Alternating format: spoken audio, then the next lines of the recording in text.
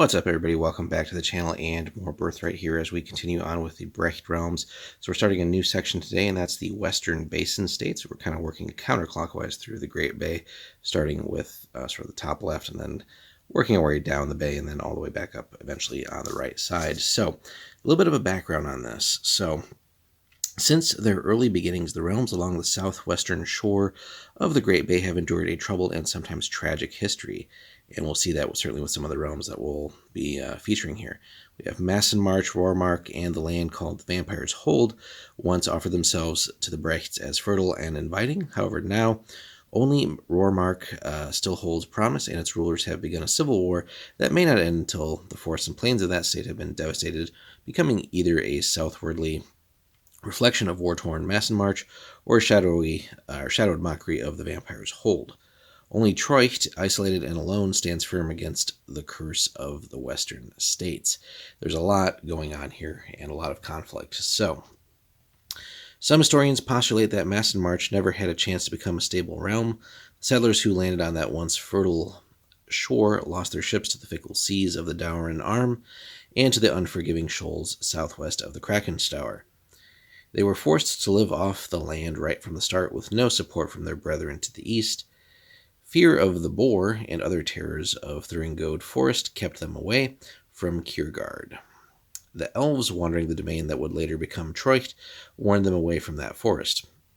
When the Anwirians invaded, the people of Massenmarch suffered nearly as much as their neighbors in Kiergaard and broke to the weight of overlordship no more easily.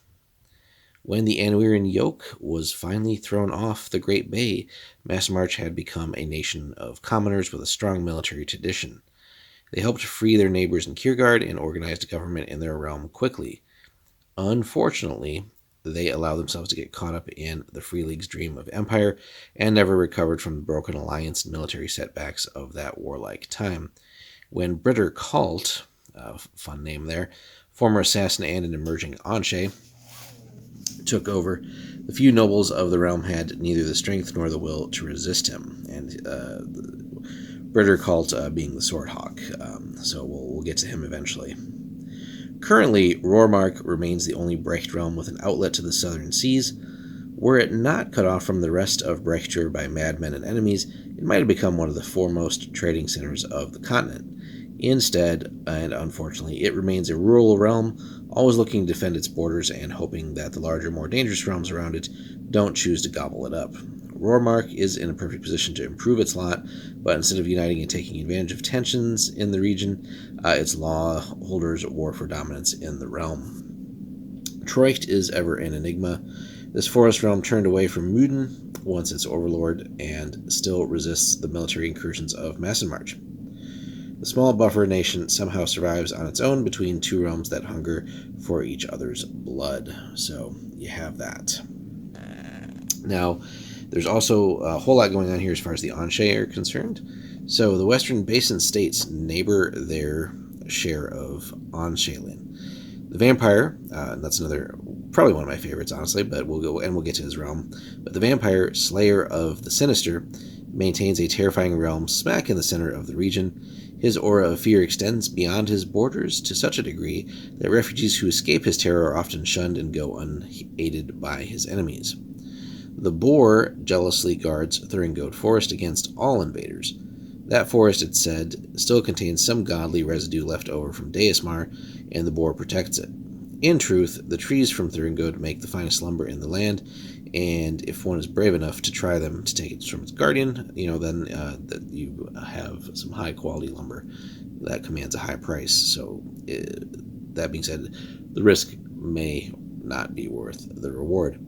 In addition, rumors also tell that the Boar allows certain rebels from Kiergaard free passage within its small sphere of influence, but those men may have merely found a way to elude or placate the Anshe. The Swordhawk, again, Britter Cult, remains the most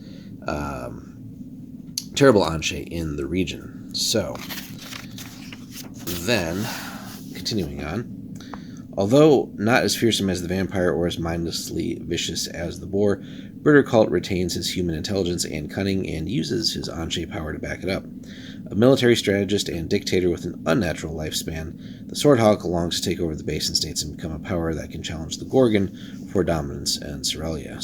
And again, when we'll get to his realm and more specifically later on, sort of detailing him as an Anshe, we'll see just how formidable he could be. And then finally here, or almost finally, the Elves of the Coolidorite. Again, probably butchering that slightly, but fortunately for both the Elves and the Brechts, the forest dwellers of Coolabee have never come into conflict with seafarers. From the start, the Brechts considered themselves sea people and harbored a mild fear of forests. So in Rormark and Troicht, it's true that these prejudices have been overcome, but only in recent years. In that time, the Elves of Coolabee have learned to warn the humans when they get too close. The Elves remain a major force in Brechtur, though they're usually silent watching force. They enjoy the immortality within the forest and have little contact with the outside world.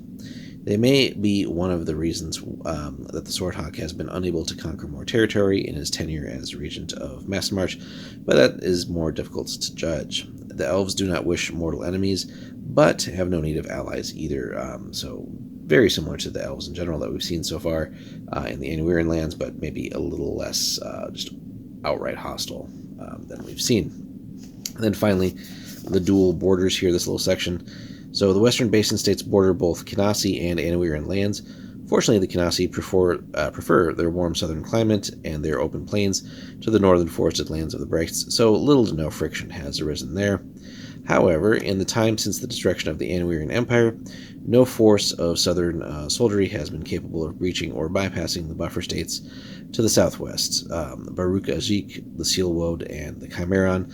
Again, we've already covered those, but no Annuiran Empire, certainly nothing to really fear, and you'd have to get through all those realms in either case. Then finally, as far as the Brechts are concerned, Annuir might as well be on a different continent. Even Rormark, the realm nearest to the ancient oppressors, trades only by sea with Annuiran realms. The Kinasi are closer to the Brechts, but Sendur and Binsada have little contact with war-torn Rormark at present. So then just to give you guys kind of an idea of what we're talking about here, so on the map, so let's see if we can get that glare off of there, perhaps. So we got Kiergaard there, but we've covered them. Massenmarch is over here. We got Troicht, Vampire's Hold. Coolabee right here. Rormark down in here, kind of extends further south too. So we got that very close to bordering the Chimeron, actually, on parts there. Troicht all the way kind of hiding up in there. So a fair bit going on, but yeah, the interesting one here is the Vampire's Realm, kind of situated and sandwiched between everything there. So it will be a fun section to get through. Lots and lots going on. So thanks so much for watching, guys. Hope you had a fun time watching this and learning a little bit about sort of the current going-ons in this section here. So we'll be getting into the realms here in short order. Thanks so much for watching, and be sure to like and subscribe, and we will see you in the next one.